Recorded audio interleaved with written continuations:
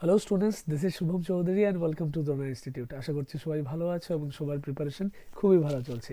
তাহলে আজ আমরা তোমাদের ফার্স্ট ফ্লাইট বুকের চ্যাপ্টার নাম্বার 2 অর্থাৎ Nelson Mandela long walk two freedom থেকে কিছু মোস্ট ইম্পর্টেন্ট এমসিকিউস নিয়ে এসেছি, যেগুলো তোমাদের আপকামিং HSLC এক্সামিনেশনের জন্য অত্যন্ত বেশি গুরুত্বপূর্ণ হবে, খুবই বেশি ইম্পর্টেন্ট হবে। এই ধরনের কোয়েশ্চেন লাস্ট ইয়ারও জিজ্ঞেস করেছে এবং এই বছরও জিজ্ঞেস করার চান্সেস খুবই হাই। তাহলে আর দেরি না করে চলো শুরু করা যাক। ফার্স্ট কোয়েশ্চনে কি বলছে, read the two statements given below and choose the correct options. আমরা স্টেটমেন্ট বেসড কোয়েশ্চেন এরকম আগেও দেখেছি। ফার্স্ট স্টেটমেন্টে কি বলছে, on the day of the inauguration Mandela was overwhelmed with a sense of history. তো আমরা জানি যে ইনোগ্রেশন যে ছিল অর্থাৎ ওট টেকিং সেরেমনিতে ম্যান্ডেলা ছিলেন এবং উনি ওভারওয়েলমড হয়েছিলেন কিসের জন্য, সেন্স অফ হিস্ট্রির জন্য। আমরা এই লাইনটা ওদের এই চ্যাপ্টারের মধ্যে লং ওয়াক টু ফ্রিডম চ্যাপ্টারের মধ্যে একদম সরাসরি দেওয়া আছে, অর্থাৎ এই স্টেটমেন্টটা কারেক্ট। স্টেটমেন্ট 2 তে কি বলছে, in the first decade of the 20th century, the white-skinned people of South Africa patched up their differences and erected a system of racial domination.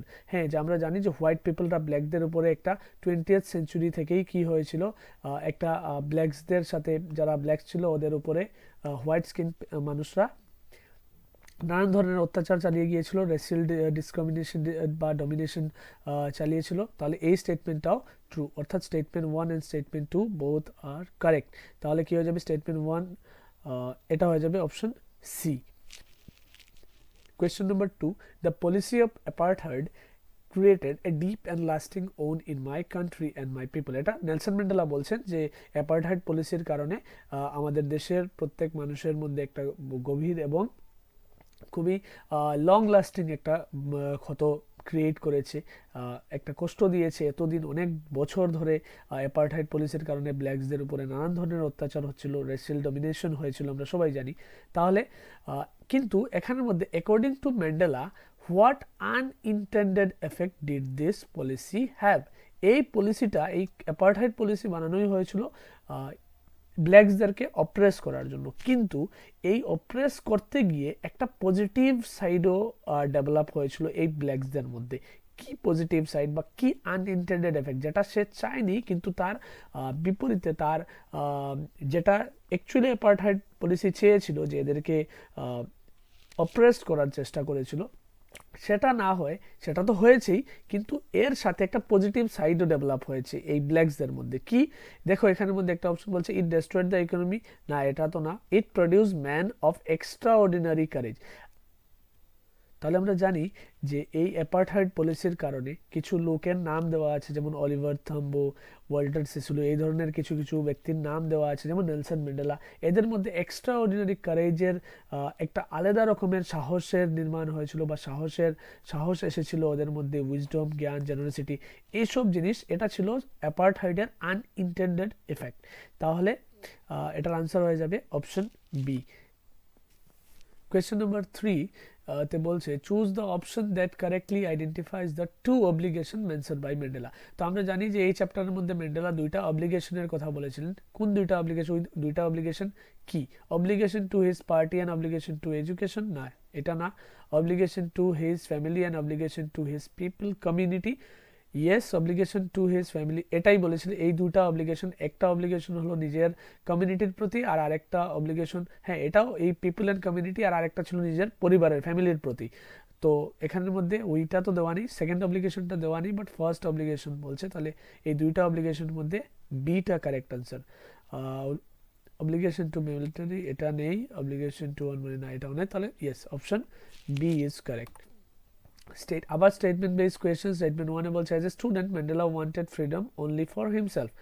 Yes, এটা ট্রু যে উনি এটা বয়হুড ফ্রিডমের কথা বা এজ এ স্টুডেন্ট যে সময় ছিলেন ওনার ফ্রিডমের meaning যেটা একদমই লিমিটেড ছিল, আমরা জানি। পরে এটা চেঞ্জ হয়, ওনার ফ্রিডমের উনি অ্যাকচুয়াল মিনিং বুঝতে পারেন। তাহলে এখানে অ্যাজ এ স্টুডেন্ট ম্যান্ডেলা এটাই ভাবতেন যে উনি উনার নিজের ফ্রিডমের কথা চিন্তা করতেন, নিজের স্বাধীনতার কথা চিন্তা করতেন। স্টেটমেন্ট 2 তে বলছে as a young man in Johannesburg he yearned for the transitory freedoms of achieving his potential and marrying. হ্যাঁ, নিজের পোটেনশিয়াল, নিজের যে মানে উনার পার্সোনাল লাইফের, উনার পার্সোনাল ফ্রিডমের কথা উনি চিন্তা করছেন, এটাও সত্যি। তাহলে statement 1 and 2 both are true. তাহলে হয়ে যাবে both statements are correct. C number, option C is correct. Question number 5, I was not born with a hunger to be free, I was born free. Which of the following was not one of the freedoms Mandela enjoyed as a child? তাহলে কি বলছে? Mandela বলছেন যে আমি I was not born with a hunger to be free, আমার জন্ম হয়নি যে আমার মধ্যে এই যে স্বাধীনতার ক্ষুধা জন্ম থেকে ছিল না। আই ওয়াজ বোর্ন ফ্রি, আমার জন্ম স্বাধীনভাবেই হয়েছিল। মানে একটা বাচ্চার জন্য, মানে উনি এখানে এটা বোঝাতে চেয়েছেন যে ছোটবেলা স্বাধীনতার মিনিং উনি যেটা জানতেন সেটা ওনার কাছে ছিল। উনি দেখো এখানের মধ্যে ছোটবেলা ওনার জন্য স্বাধীনতার মানে কি ছিল? একটা to run in the fields near his mother's hut, ওর মায়ের যে ঘর ছিল ঘরের কিনারে দৌড়ানো, বাচ্চাদের মতো যারা খেলাধুলা করে সেটা, হ্যাঁ উনি এটা পেয়েছিলেন। তাহলে এখানে বলছে কোন ফ্রিডমটা ছোটবেলা ওনার ছিল না, এটাই বেসিক্যালি জিজ্ঞেস করেছে। তো এটা তো ছিল to swim in the clear stream, এটাও ছিল টু রোস্ট মেলিস আন্ডার দ্য স্টার্স, এটাও ছিল to vote in the local election. Obviously এটা ছোট থাকতে কারো ভোট দেওয়ার যে অধিকার এটা অবভিয়াসলি থাকে না। তাহলে এই তিনটা ছিল বাট এটা ছিল না। তাহলে আমাদের আনসার হলো D correct. Question number 6, the spectacular array of South African jets, helicopters and troops carried road in perfect formation. তো এখানের মধ্যে কি বলছে? হোয়াট ডাজ স্পেকটাকুলার এরে রেফার টু হিয়ার? এখানে স্পেকটাকুলার এরে বলতে এই যে সুন্দর একটা অভূতপূর্ব দৃশ্য যেটা ছিল, এই দৃশ্যটার কথা, কোন দৃশ্যের কথা এখানে স্পেকটাকুলার এরে বলতে কি বোঝাতে চেয়েছে? টেরিফাইং থ্রেট অফ ওয়ার, একটা যুদ্ধের একটা হুমকি বলতে পারি না, এরকম কিছু না। অপশন বিতে বলছে an impressive display of military force and loyalty two democracy. হ্যাঁ এটাই আমরা দেখেছি নিশ্চয়ই যে 15 অগাস্ট বা যে আমাদের রিপাবলিক ডে থাকে 26 জানুয়ারিতে যে হয়ে থাকে, আমাদের ইন্ডিয়াতেও আমরা দেখি টিভিতে প্যারেড হয় বা নানান ধরনের আর্মিরা যে স্টান্ট করে, এইসব সেম এরকম ওরাও এখানে মিলিটারি ফোর্সের নিজের স্ট্রেংথ আর রাষ্ট্রের প্রতি ওদের যে লয়ালিটি এইসব দর্শাচ্ছিল। তাহলে এখানের মধ্যে স্পেকটাকুলার এরে বলতে an impressive display of military force and loyalty to democracy, এটাই হয়ে যাবে আনসার অপশন বি।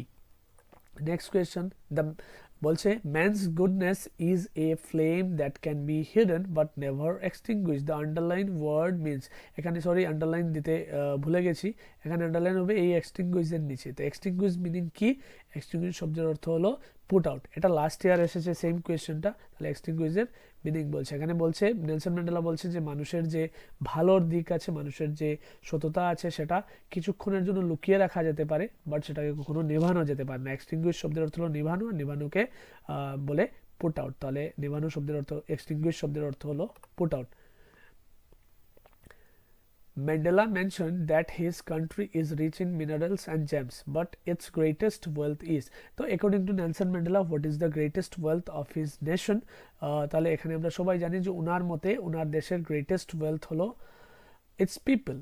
এই যে উনি বলছেন finer and truer than the purest diamond. উনি উনার দেশের মানুষদেরকে, উনার দেশের যারা নাগরিক আছে ওদেরকে পিওরেস্ট ডায়মন্ডের সাথে তুলনা করেছেন, বলেছেন পিওরেস্ট ডায়মন্ড থেকেও পিওর ওই দেশের মানুষ। তাহলে উনি এই দেশের গ্রেটেস্ট ওয়েলথ বলেছেন ওনার দেশের মানুষদের।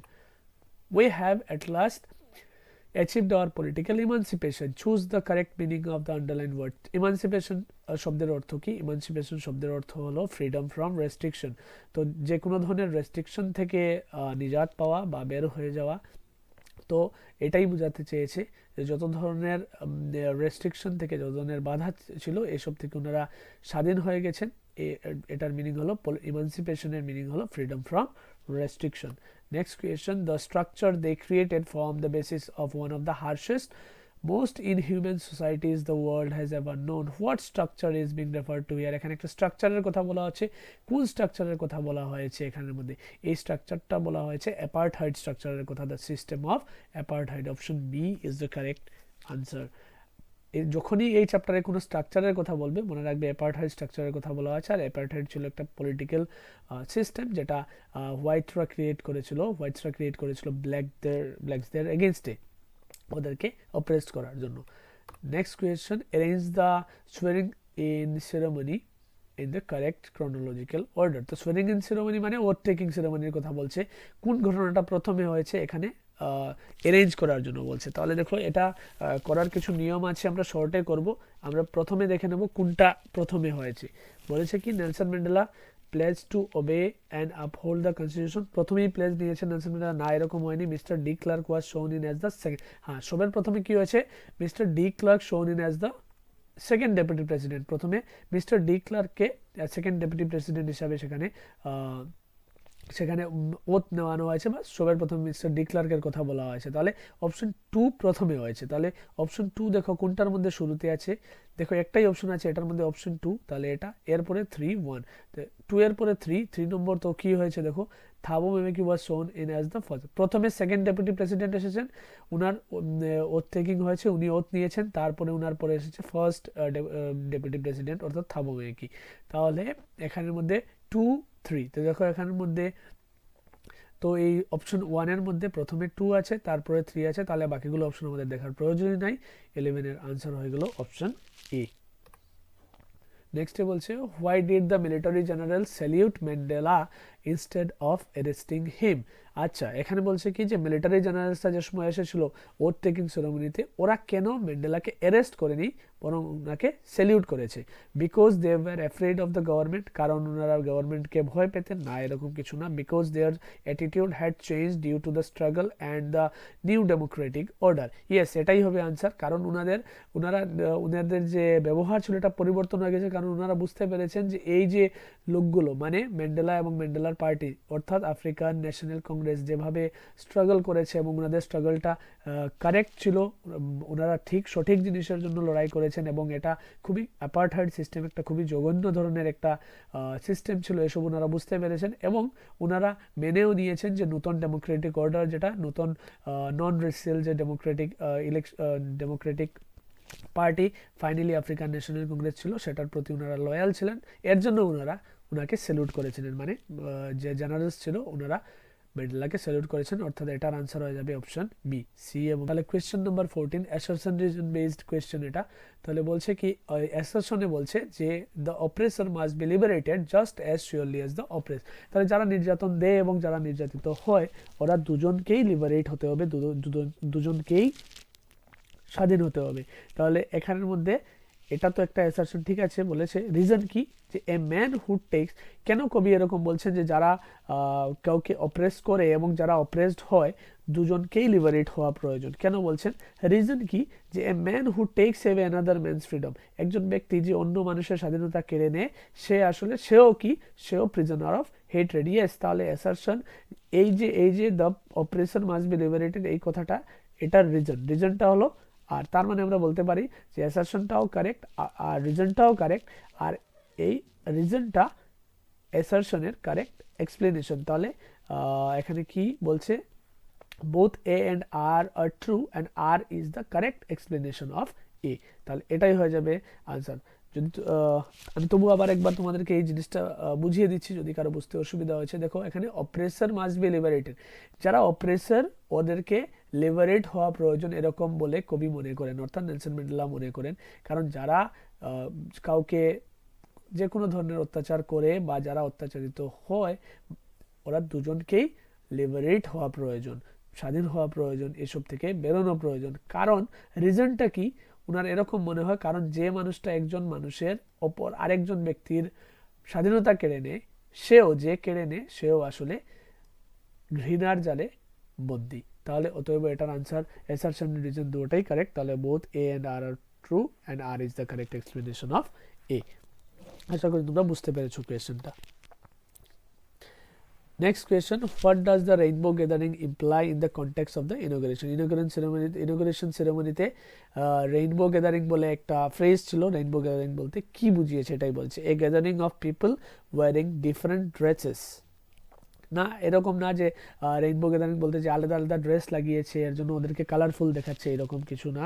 বি নম্বরে বলছে the appearance of an actual rainbow in the sky, সেখানের মধ্যে একটা অ্যাকচুয়াল রেইনবো ছিল আকাশের মধ্যে, এটাও না। এ gathering of different colours and Nations for the installation of a democratic government. Yes, this is the correct answer. তাহলে কি হয়ে যাবে, এ gathering of different colours and Nations, এখানের মধ্যে আলাদা আলাদা নেশনের লুক ছিল, তাছাড়া এখানের মধ্যে ব্ল্যাকস অ্যান্ড হোয়াইটস বোথ দুই ধরনের লুকই ছিল। এর জন্য নেলসন ম্যান্ডেলা বলছেন এই সবগুলো মিলিয়ে ওনার মনে হচ্ছে রেইনবো গ্যাদারিং শব্দের অর্থ হলো যে সমাবেশ হয়েছে, তাহলে এখানের মধ্যে রেইনবো গ্যাদারিং বোঝাচ্ছে।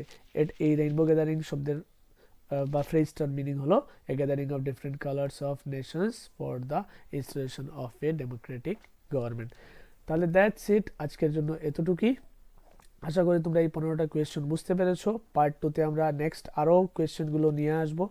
তো দেখতে থাকো এই ভিডিওগুলো, এবং যদি তোমরা সাবস্ক্রাইব করোনি তাহলে সাবস্ক্রাইব করো এবং শেয়ার করতে ভুলবে না এই ভিডিওগুলো, যারা তোমাদের ফ্রেন্ডসরা যারা এবার HSLC এক্সামিনেশনে অ্যাপিয়ার করছে, যারা এবার এক্সাম দেবে, ওদের সাথে শেয়ার করো এবং এই কোয়েশ্চেনগুলোকে প্র্যাকটিস করো। তাহলে দ্যাটস ইট, আজকের জন্য এতটুকুই। Shubham Chowdhury signing off, see you again, bye by.